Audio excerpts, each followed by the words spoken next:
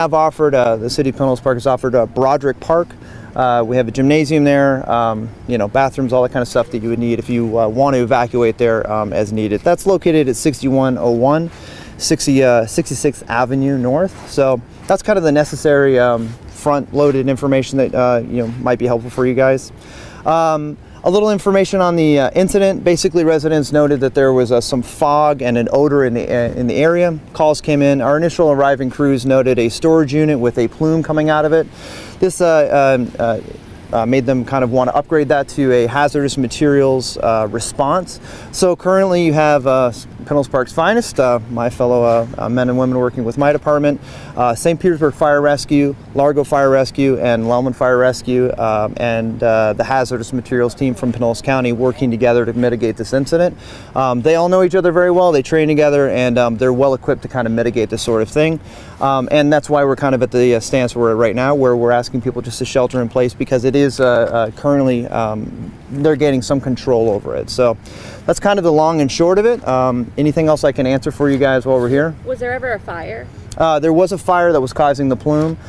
So fire and chemicals can kind of create a bit of a bad day, or a bad night, as we say. So that's why we upgraded to hazardous material team. They go through a lot of training to mitigate all these sorts of things. They have a lot of reference documents, and so they got a plan into place and are working diligently to mitigate it. But like I said, it's under some level of control now, so we were able to kind of take the strategic stance and say, okay, hold on. People don't have to run away from their home just yet. Hold in place. If things change, obviously we'll update you guys as soon as we can, but right now just hold tight and shelter in place. Do you know what kind of chemicals? Not at this time. I don't personally. I guarantee you the people that do know, but I don't have that information for you this time. And is it a warehouse or a storage? It was a storage unit with a plume of smoke coming out of it. So do you know what business it was? Yes. I don't have the name of that. They are in contact with the owner. That's how they were able to kind of start mitigating some of the chemicals that were inside and have that information. And is it a single storage unit, or is it like a bunch of people's storage units? No, it's one large storage unit. Yeah, so it's more of an industrial type setup. Okay. As far as we know at this time. Yeah. No injuries? No injuries, civilian injuries. There was one firefighter was transported to the hospital.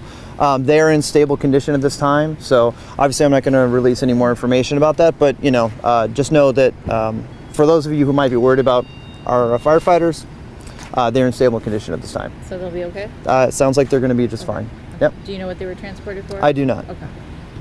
Can you tell us a little bit more about when you think this might wrap up and the fire might be done? That is a great question.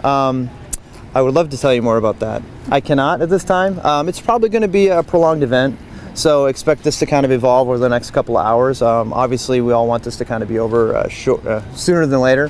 But at this time, we're going to probably ride this out for a little bit. But, seeing as though our crews are kind of getting to a point where they can mitigate it and actually put a shelter-in-place order, I would say that gives us at least some hope that it might wrap up sooner than later. But again, I don't have a perfect timeline for you. Do you know, does the shelter-in-place order lift when the fire has wrapped up?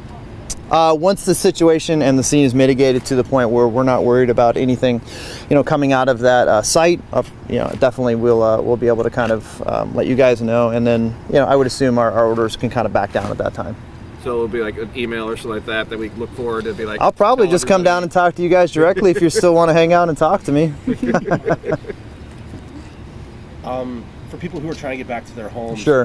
It's Friday night. People are out doing whatever they might be doing. People are trying to get back to their homes. We've seen a lot of people come up and saying, "We're trying to get back." Yeah.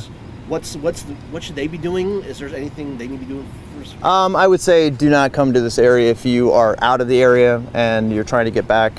Just try and find another place to stay. And like I said, we have Broderick Park open if you really don't have a place to stay. But at this time, it's pretty busy area. So I would just kind of, if you're not home already, I wouldn't come home to shelter in place. I would just find a better place to stay for the night.